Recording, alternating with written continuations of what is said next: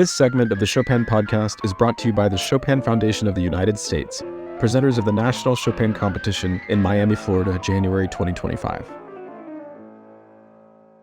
In May of 1829, virtuoso violinist Niccolo Paganini made his Polish debut at the Warsaw National Theater, and sitting in the audience that evening was a high school student named Frédéric Chopin. Absolute perfection were the words Chopin used to describe hearing Paganini, whose many concerts over the ensuing months sparked a heated debate in the Polish press about the role of virtuosity in music making. 19-year-old Chopin, it seems, set out to resolve the debate in purely musical terms, and he began working on composing studies meant to unite virtuosity and artistry once and for all. A year later, we find the manuscripts of his Etudes in C major and A minor, that would become Opus 10, numbers 1 and 2, bearing the date November 2nd, 1830, the very day he left Warsaw for good.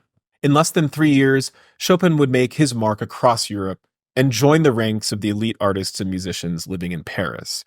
And in the summer of 1833, he published his 12 Etudes, Opus 10, dedicated to a new friend and the emerging Paganini of the piano, Franz Liszt. And for all the insanely demanding pyrotechnics found in Liszt's own music, the first two studies of Chopin remain, for many pianists, the great litmus test of piano virtuosity. And it's on that note that we pick things up with Garrick Ohlsson as he continues to break down Chopin's Etudes, moving now to what the Chopin Institute refers to as Group B of its repertoire requirements. Group B begins with the complement to Opus 10 number 1, and that's Opus 10 number 2.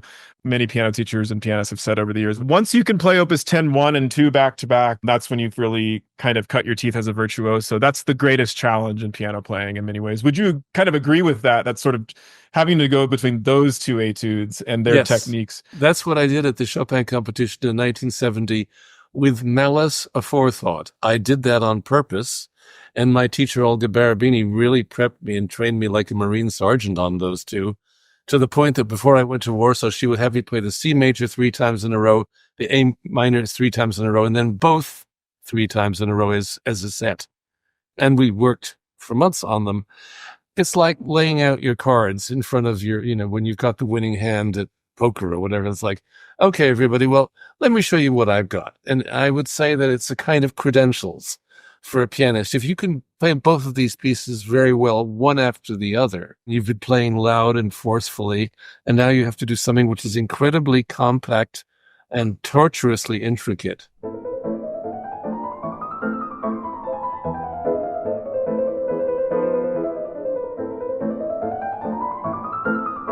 Olga really took the A minor especially apart and made sure I could...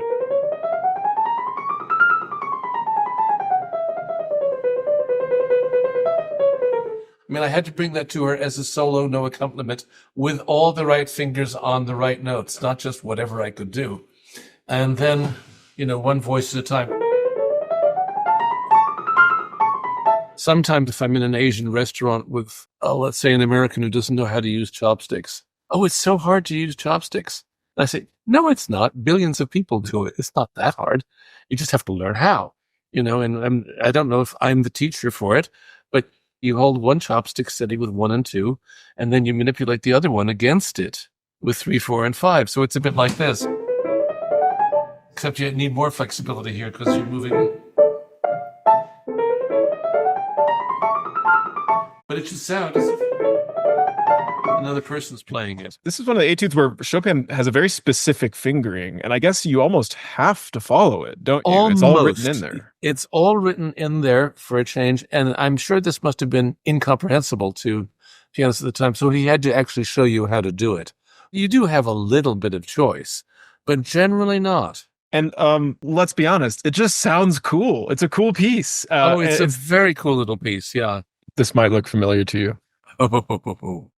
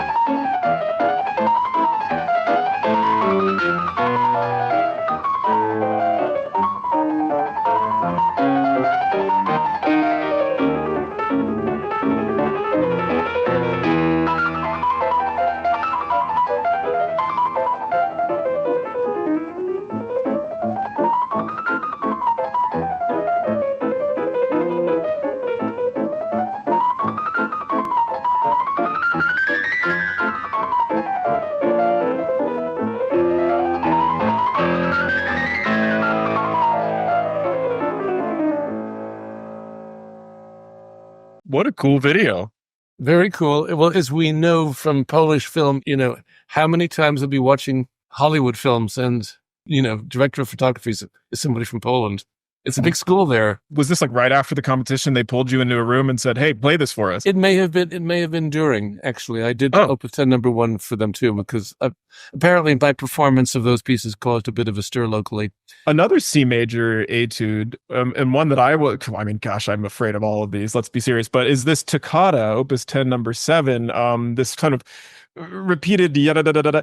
It's another way of making the hand into two parts, except it's not left and right. It's like middle and out. Yep. Yeah, so break down this figuration for us. This shows something that is a general valuable lesson, which is that open-close is the natural way to move. I mean, this piece is hideously difficult anyway, but if it were anything else, it would not be doable. So what happens when we've got two parts? We've got the outer part of the hand doing...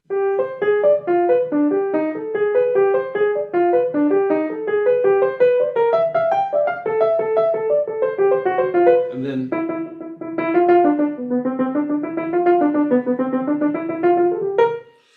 So what we need to remember as pianists is that both the in and the out have to feed in each other. In other words,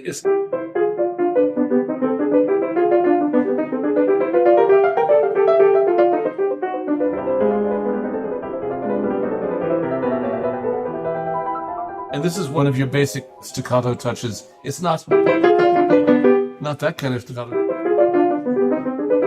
You can't play this legato at all. It just doesn't work. But you also can't pump it all out without getting tendinitis. That's right. So in other words, that's a relaxed position, and then you just relax into that position, and you're ready to go. Open, close, open, close. It's really just doing that. Basically, you're finding ways with these etudes to breathe.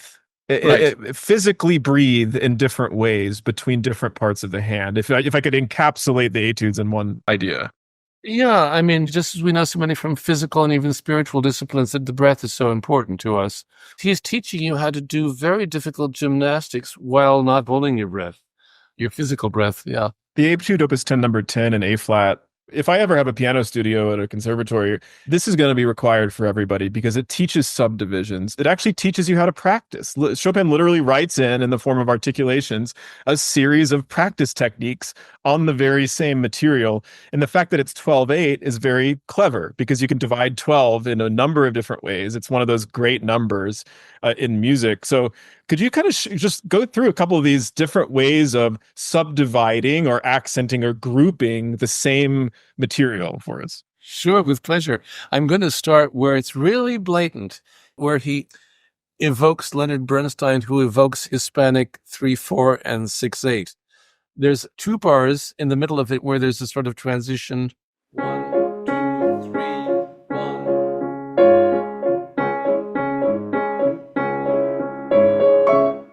Which we know from Albéniz.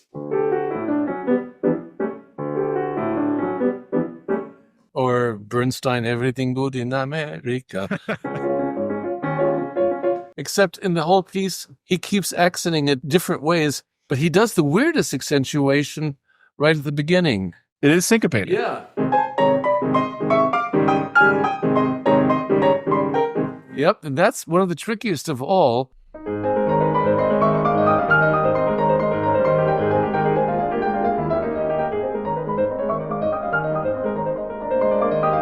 And later he's got the thumb.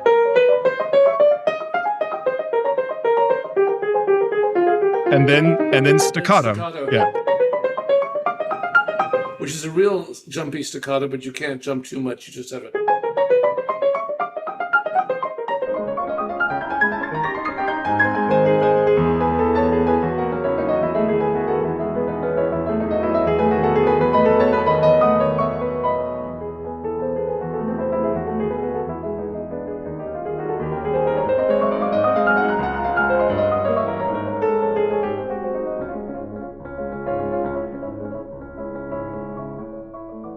Yeah, he tells you all kinds of ways. You can practice it, you can play it, you can subdivide it. He's giving you almost every single one except the normal division. In fact, when he does sort of get there in this developmental passage, when the hand starts fluttering around, going up and down, there you kind of finally do get it.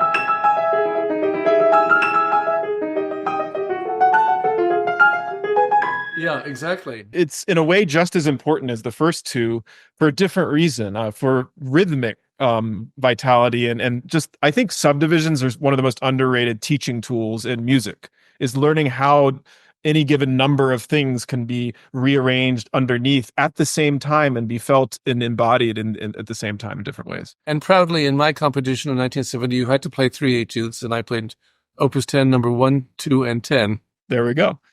Oh, so and that's why Olga suggested this. She said, it's rhythmic variety, study in touch, dynamics, staccatos, legatos.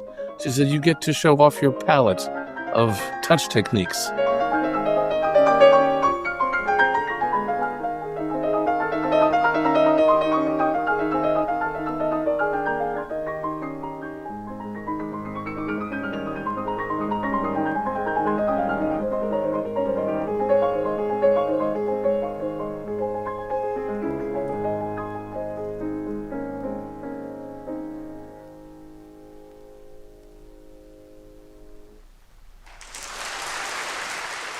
The etude that follows, you don't hear it as often. It's such a cool piece, very hard, and it's a study in rolled or broken arpeggios.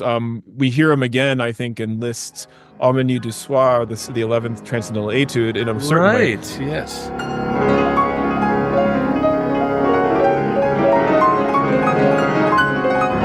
These kind of very elongated, arpeggiated-like, but you have to play them as rolled chords, and there's some awkward, intervals in there.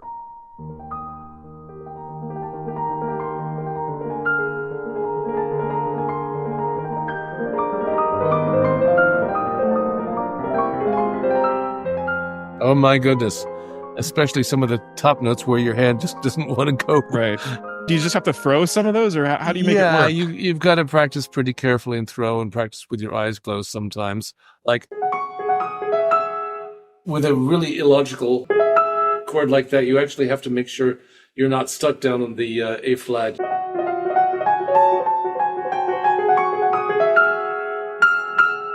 There. Don't play it like that.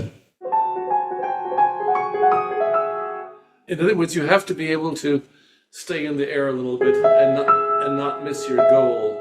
So in very slow motion, you're on the way, not... Don't poke at it.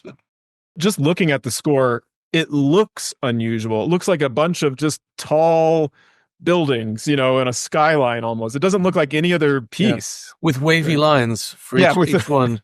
Now we're going to hop, skip, and a jump over to Opus 25, still in Group B. These are all very different. I would love to pick the brain of whoever came up with these groups, but now we're looking at the A minor, Opus 25, number 4. You hear this a lot at the Chopin competition. And it's a very jumpy left-hand figure. So I suppose it is an etude in left-hand jumps. It certainly is. One thing I also want to suggest to the pianists out there who are learning this or anything that involves jumps like that, I mean, I've seen this in a lot of students. We think we have to place our hands 8 times. I'll show you in exaggeration. So bear with me here, but...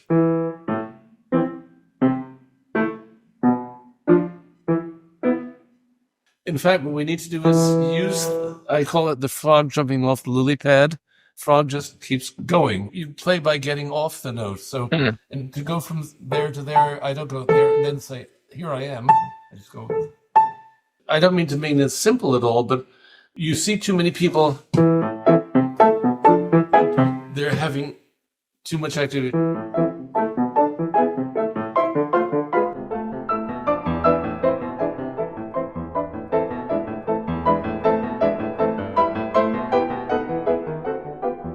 It's sort of like trampolines, on a trampoline, you don't jump each time, you just keep bouncing. Or if I was never good at this, but if you skip a rock on a lake, each landing point is also at the same time the beginning point of the next skip. Yes, I was never good at that either, but I've seen people who are. Well, at least we can watch other people who do it. Sort of like Chopin Etudes. The next etude is nicknamed the wrong note Etude. That's Opus 25, number 5 in E minor. And that's because you're allowed to mess up and play wrong notes in this one. Is that right? All the time. I mean, the actual tune is... which plays... So it's all wrong notes.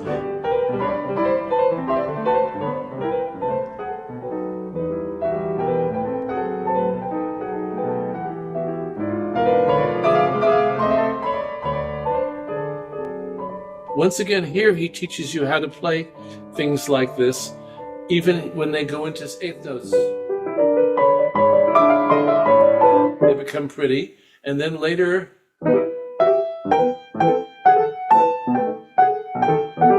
with a legato top and a less connected bottom, or so he's teaching you all kinds of ways of making it sound different. It is rather like the Opus 10, number 10 in that respect. And then, except it changes in the middle in the most beautiful way. Into a very beautiful tune with delicate decorations to the right hand.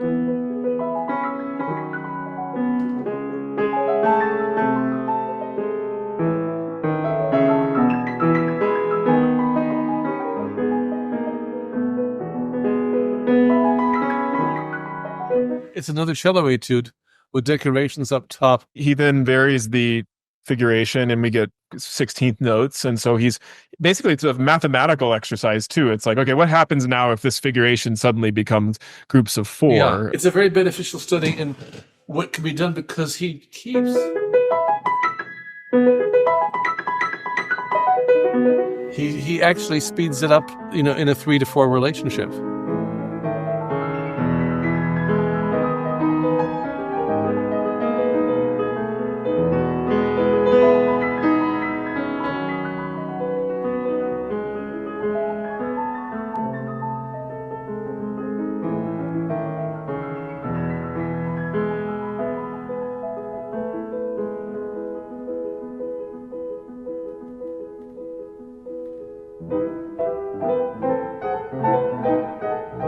And it's a very beautiful and unusual ending, a dramatic kind of ending. You got to be careful with those high E's. You don't want to miss the high E's. Oh, for sure, yes. Yeah, a lot of pianists do what I just did and worse. But it's also dramatic. Dum bum bum bum bum ba ya bum. Yes. It doesn't have to be da da da da.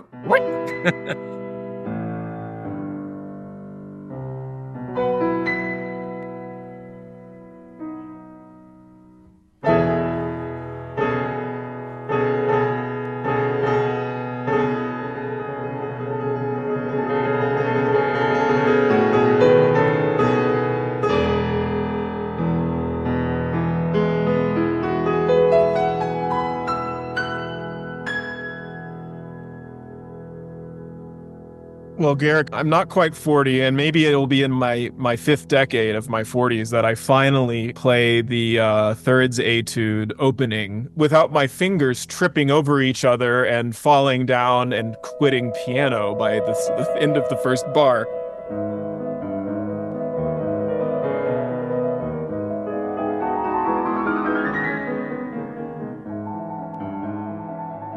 Part of me is just like, okay, either you're born with it or you aren't. I know that's not true. I know there's ways to practice this. There's ways to make it better, but damn it, I just find trilling at speed at the beginning of this to be one of the hardest things in a measured to do. trill, yeah. I've never had a particular problem with that one. I mean, I've had a trouble making it sound nice, but I know many pianists for whom it's really punishing. Do you do 1-3-2-5 or 1-4-2-5? 1-3-2-5. I find when I'm playing it in concerts, which I have done sometimes, but I do what I borrowed from Ignaz Friedman's incredible recording of it, which is I just do a big crescendo in the middle. Mm-hmm. I start soft and then focus attention on the left hand.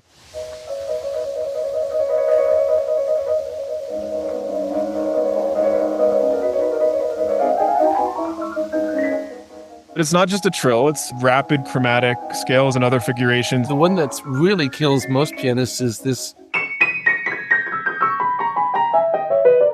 rundown. Everybody's got some kind of special fingering for it, and none of them work perfectly. Of course, we all learned to hate Joseph Levine for his beautiful recording because he actually speeds up there. And you can hear it all too.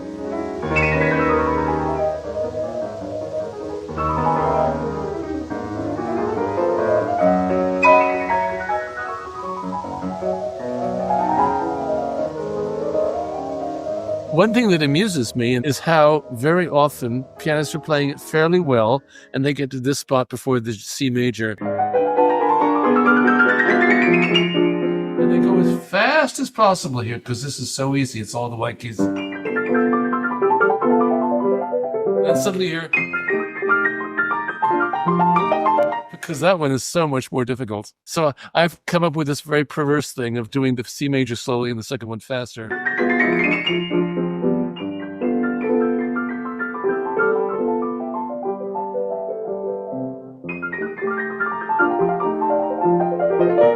Just to sort of say, I like that. Yeah. It's almost like a musician's joke, a little wink. Exactly. Yeah. Exactly. That's being really smart aleck.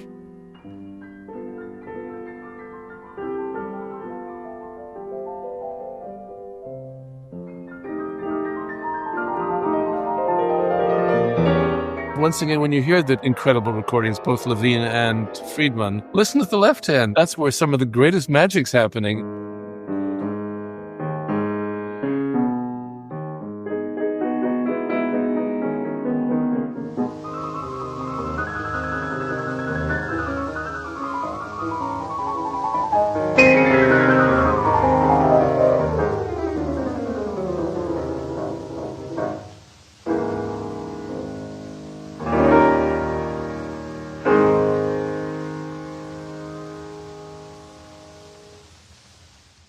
One last Group B etude is another kind of double note study, but we don't really refer to octaves as double notes.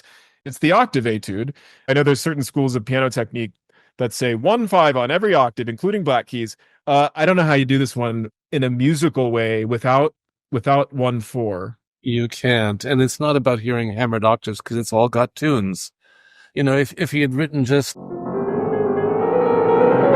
That's what it has to sound like, except you're playing all those other notes, too.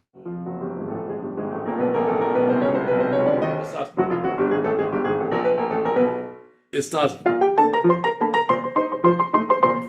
that.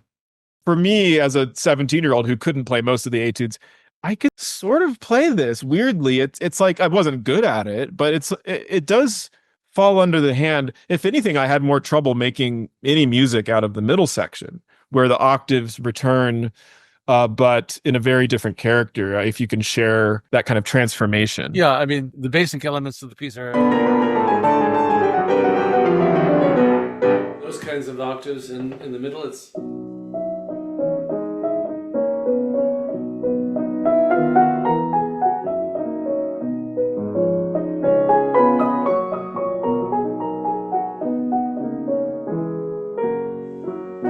I do advise pianists play the outer section with just your thumbs and separately too. So even if for a smaller hand, the weight is on the outsides and the thumbs sort of come along for the ride. It's not. Similarly with the middle section. Also another octave tip, especially for this piece, resist the temptation to go in and out just to feel safe. In other words, if you look at a line right where the white and black notes meet externally here,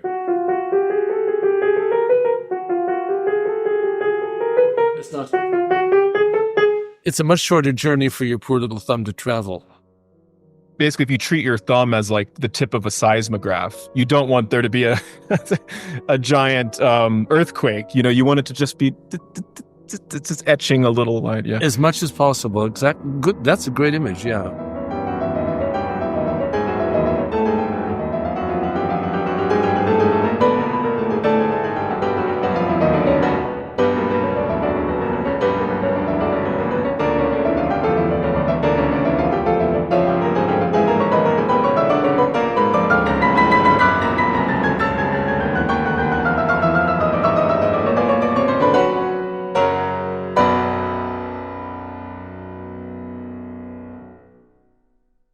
That concludes the two main groups.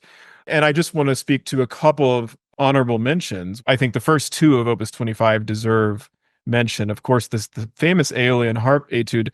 Here's an etude, again, of flexibility and extension, like many others. But what's different about this one? Let's start with the left hand. You have, again, just like in the Opus 10 number one, you have the stretch of a tenth or more. So, you have to let your hand revolve over the middle, lateral flexibility. Because if you're stretching, you're not gonna do it. And that's the same for a number of other cases in Chopin. The right hand, of course, part of the acoustical charm of this is that in the left hand, he's just going up and down. The right hand, he could have done the same. Doesn't sound as good as what he wrote. He makes a more interesting texture.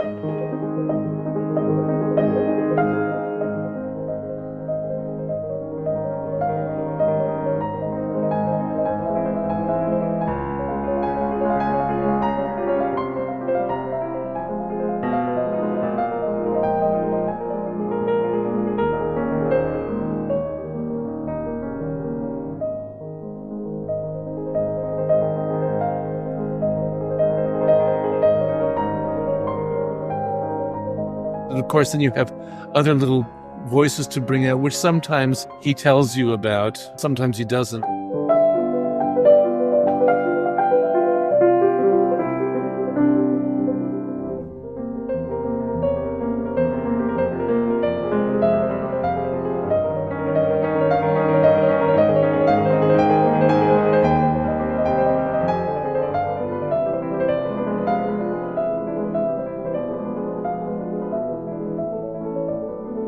My teacher, Irma Volpe, used to say, pianists are the only people who are afraid of a distance like this. That's not so far. But there's a kind of fear factor. You get to this.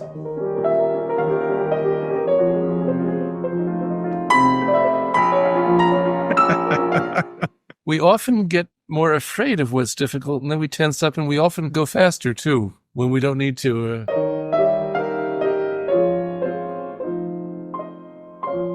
There's a new phrase there. We don't need to get there faster, but we sometimes forget because it's so difficult that there's music involved. I find generally not one of the most challenging pieces, but it's an enchanting work.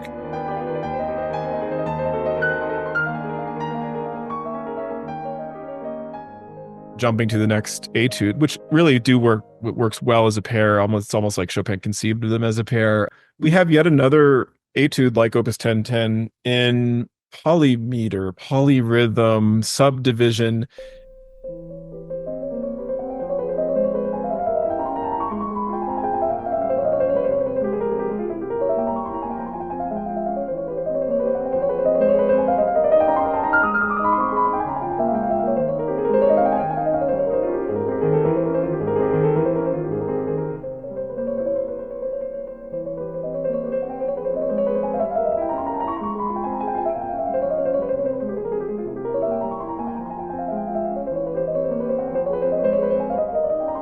Ignaz Friedman, who has a rare edition of this. Look at Friedman's own sort of re-notation of this etude.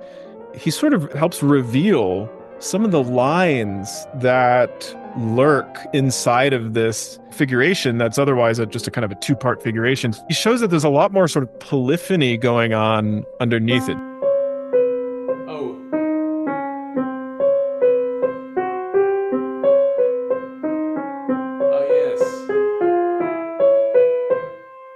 Wow.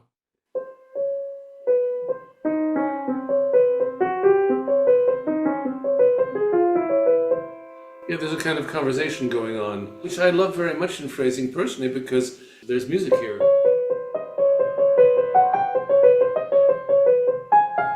And even the end of the bar there, there's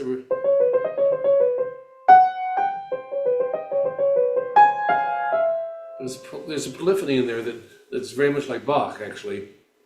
So if you're playing it so awfully well, but so brilliantly, and not thinking about it all, it just which ain't so bad. But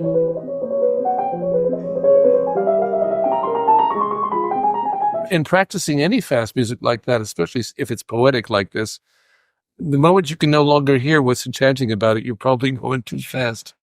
Chopin played 1 and 2 from Opus 25 as a pair in his final Edinburgh recital, his last public performance. And this feels like a piece I would like to hear Chopin play. It's supple, and he could play it delicately and quietly. And everything we hear about Chopin's playing, I think, is embodied in this music.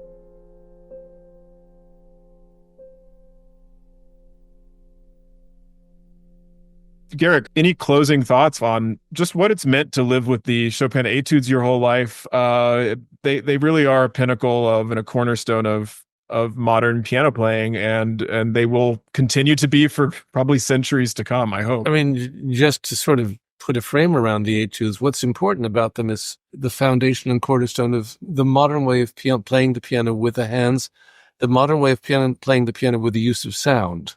Both at once, and of course beauty and emotion. You know, Czerny wrote 1,000 opuses with sometimes 40 or 50 pieces per opus. You know, here's a Czerny etude.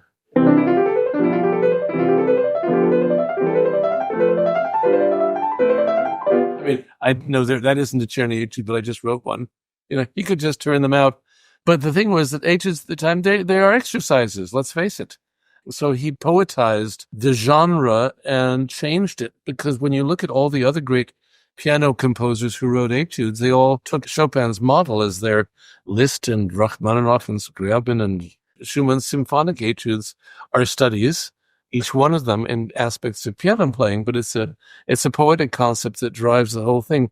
So he was able to infuse these technical studies with vitality and meaning, as Friedman says, and sheer beauty. So we are enchanted to listen to them as well as to practice them and perform them.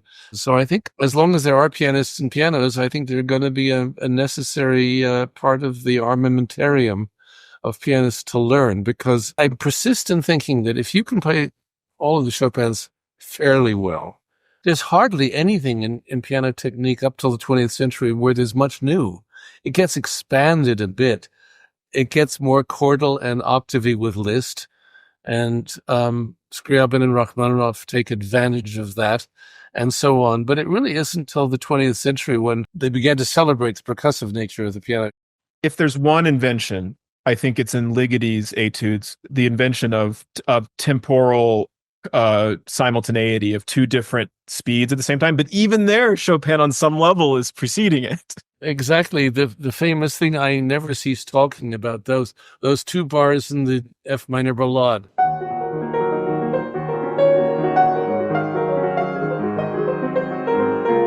Four or possibly five polyrhythms going on all at once, and you don't even need to be disturbed by it because the music will just take you away. And if you're a good pianist and you can play most of the Chopin etudes decently, then you can probably play the Ligeti etudes. Well, I know the philosopher Alfred North Whitehead once said that all of philosophy is just footnotes to Plato. I think we could say the same about Chopin. All of piano playing is just footnotes to Chopin. In a way, it's really true, of course. Fair enough. No, the question has come up, I mean, a lot. You know, what were the advances in 20th century piano playing? It was the use of playing on the inside of the piano, you know, but that's still a peripheral thing. Yes, I mean, some people do it more than others, you know, or clusters, or what? I mean, even what did Bartók or Prokofiev write, really, that is so undoable by a person who can play the Chopin etudes? Not much. Right. You know, maybe the Prokofiev toccata. But even there, it's like... That's an outgrowth. It's still like the coda to the second ballade, you know, it's kind of pumping double note chords. It's an outgrowth. The aesthetic is different. It's the aesthetic of the machine age and so on. But yeah, so I mean, all the add-ons seem to me things that are more mechanical or sound effecty or and saying, yes, it's a percussion instrument. Yes, you can bang on it. You can bang on the insides. You can do glissandos on the inside. And that was just, even Liszt didn't do that. Yeah. And God knows he did everything else you possibly can do to a piano. Well, the first set were dedicated to Liszt, and obviously Liszt learned a lot from Chopin Etudes, and there was a reason Liszt championed Chopin and held him so high. He knew better than anybody, being the best pianist of his generation, just how important Chopin's music was and how the Etudes were. Both his music, especially harmony, and his piano playing. Absolutely. He got it there. I'm sure I told you the story. Liszt was in Vienna, and he and Rosenstiel went to Pressburg, which is nearby. It's near Bratislava in Slovakia, to hear Rubinstein, who he had never heard, his great...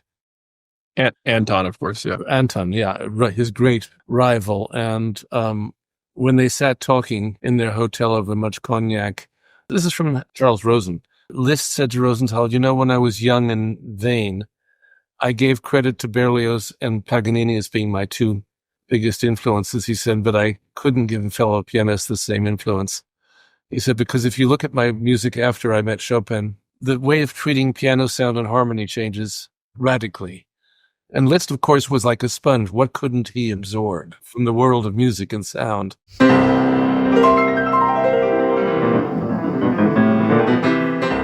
This episode has been brought to you by the Chopin Foundation of the United States. Established by Lady Blanka Rosenstiel in 1977, the Chopin Foundation has championed the music of Chopin and helped launch the careers of countless young American pianists for nearly a half-century. To support the Chopin Foundation, visit chopin.org/donate. Every segment of the Chopin podcast with Garrick Ohlsson and other special guests is cut from much longer interviews, which you can view in full by signing up to my Patreon. The scenes with Garrick Ohlsson heard in this episode were taken from a more than 2-hour-long interview, featuring lots of in-depth technical analysis and practice tips that didn't make the final cut. Consider joining any membership tier by visiting patreon.com/Ben Laude.